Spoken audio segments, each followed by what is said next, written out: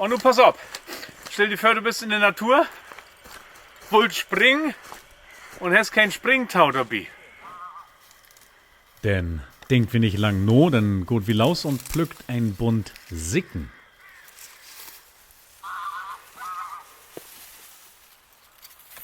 Von denen nehmt wir uns ein Strang und verdreit so dat er sich alt twärnt, wenn wir doppelt nehmt.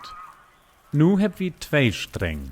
Immer den neddersten spinnt, schall heiten verdreit wie no uns, denn tuscht wie nus de anna Strang nähern und ward auch no uns verdreit.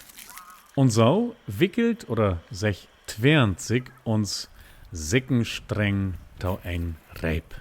Könnt wie ewig wieder moken mit, dafür müt wie von Tit tau Tit ein niege Spier nehmen und mit inspinnen, indrein in den Strang.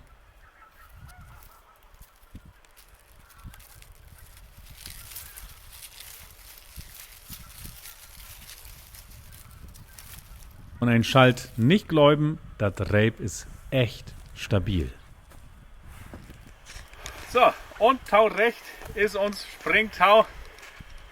Bist in der Natur, hast kein Springtau, hast doch ein, kannst du selbst einmogen.